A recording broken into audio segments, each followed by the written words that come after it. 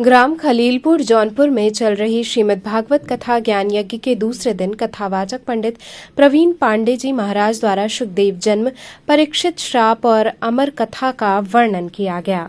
इस अवसर पर कथा व्यास पंडित प्रवीण पांडे महाराज ने कहा कि भागवत के 4 अक्षर, इसका तात्पर्य ये है कि भा से भक्ति, ग से ज्ञान, व से वैराग्य और त से त्याग जो हमारे जीवन में प्रदान करे उसे हम भागवत कहते हैं। इसके साथ साथ भागवत के 6 प्रश्न, निष्काम भक्ति, 24 अवतार, श्री नारद जी का पूर्व जन्म, परीक्षित जन्म, कुंती देवी के सुख के अवसर में भी विपत्ति की याचना करती हैं, क्योंकि दुख में ही तो गोविंद का दर्शन होता है। जीवन के अंतिम बेला में दादा भीष्म गोपाल का दर्शन करते हुए अद्भुत देह त्याग का वर्णन किया। साथ ही साथ परीक्षित को श्राप कैसे लगा तथा भगवान श्री सुखदेव उन्हें मुक्ति प्रदान करने के लिए कैसे प्रकट हुए इत्यादि कथाओं का भावपूर्ण वर्णन किया। दूसरे दिन मुख्य यजमान रामविलास सिंह व पत्नी आशा देवी, जजमान गायत्री देवी एवं समस्त परिवार ने पूजन किया। कि मृत्यु हो गई, मृत्यु होने के बाद मेरी माता सोचने लगी कि मैं अपने बालक का पालन पोषण कैसे होगा।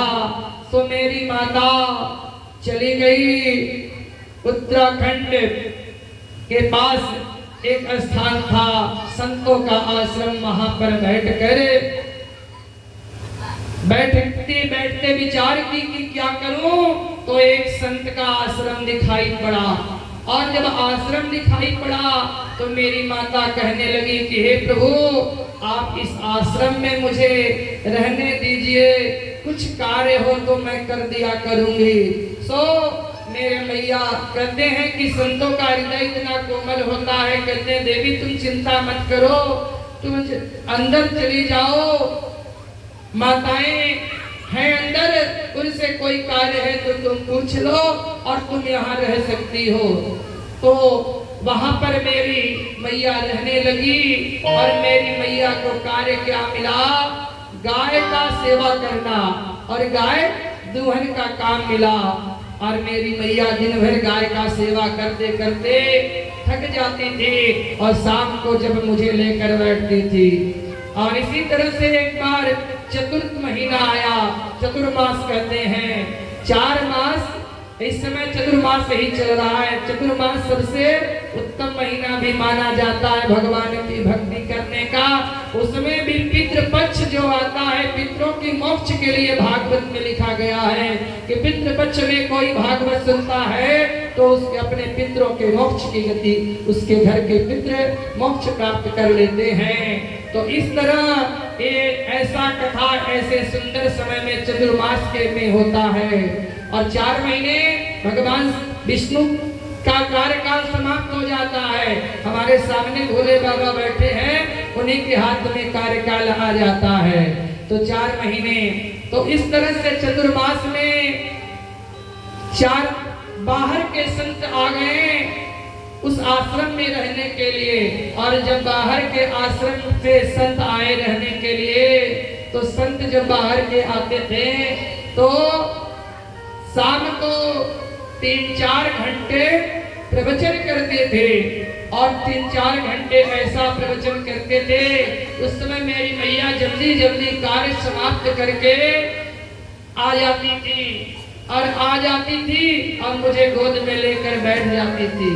और 4 घंटे जब प्रवचन समाप्त हो जाता था तब मेरी मैया उसके बाद उठ कर जाती थी, और वहां पर धीरे धीरे मैं पैदल चलने का, गोद से माता को चलने लगा। तो वही संत मेरा नाम रखे रामदास, मेरा नाम उस समय पड़ा रामदास, बेटा रामदास रामदास कहके सारे संत बुलाने लगे। और जब संत को प्रसाद मिलता था तो प्रसाद में चतुर्मास में जो संत आते थे एक टाइम भोजन करते थे, और एक टाइम जब भोजन करते थे तो उनके थाली में जो अन्न पड़ा रहता था, और उस अन्न के एक एक कण में बीन बीन कर खाता था, जिससे मेरे मन बदल गया, मेरे मन में परिवर्तित हो गया। भजन करते करते आए कहते हैं कि जैसा भोजन वैसा होगा मन, और मन में भोजन ऐसा आहार लेना चाहिए, क्योंकि हल्का आहार लोगे तो कभी आलस नहीं आएगा।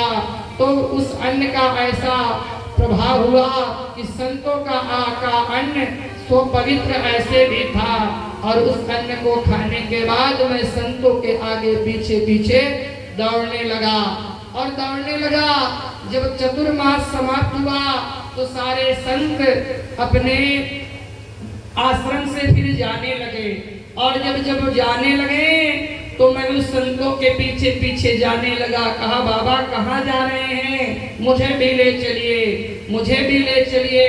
तो उस समय जो संत थे कहते कि बाबा कहें कि बेटा मैं तुमको नहीं ले जा सकता, क्योंकि अगर मैं तुमको इस समय ले जाऊंगा तो तुम्हारे माता का अपराधी हो जाऊंगा। तुम्हारी मैया कहेगी कि बाबा तो आए, मेरे बालक को भी लेकर चले गए, तो ये अपराध मैं नहीं करना चाहता। नारद जी कहें कि नहीं बाबा मैं चलूंगा चलूंगा।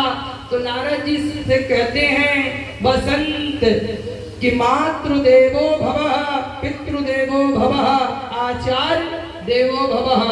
माता पिता तुम्हारे सबसे बड़े भगवान हैं, सबसे पहले माता पिता का सेवन करो। जब माता पिता का सेवा करने के बाद तब आचार्य के पास आ जाना, तभी जाकर तुम्हारा कल्याण होगा। बहुत जबरी करने के बाद तो मुझे बसंत कुछ मंत्र दिए, कहते हैं कि ये मंत्र का तुम जाप करना, और जब तक तुम्हारी माता जीवित है और मृत्यु के बाद तुम सीधे आ जाना बद्री धाम, वहां पर मेरा मुलाकात तुमसे हो जाएगा। आज मृत्यु दिवस का कथा था, प्रसंग में था कि आज कहते हैं कि प्रथम जो नारद जी के पूर्व जन्म की कथा थी कि नारद जी पूर्व जन्म में एक दासी के पुत्र थे, और इस जन्म में भगवान का ध्यान करते ही प्रभु की कृपा से स्वयं ब्रह्मा के पुत्र बने, और उसके पश्चात सुखदेव जी का जन्म हुआ था। सुखदेव जी का जन्म हुआ था, वेद व्यास जी महाराज के ने 18,000 पुराणों की रचना किए। उसके पश्चात जो है राजा परीक्षित का जन्म हुआ और श्राप लगा, ऐसा प्रसंग। आज श्रोताओं को यही कहना चाहता हूँ कि आज इतनी बारिश के बाद भी इतने श्रोता आए। भगवान का प्रेम ही ऐसा चीज है कि सबको खींच कर लाता है। तो भगवान की कृपा इसी तरह से बनी रहे। जैसे कथा के पहले तक बारिश हो रही थी, कथा प्रारंभ के 10-20 मिनट पहले ही बारिश रुक गई, कथा तक बारिश नहीं हुई। तो भगवान इसी तरह से कृपा करते रहे।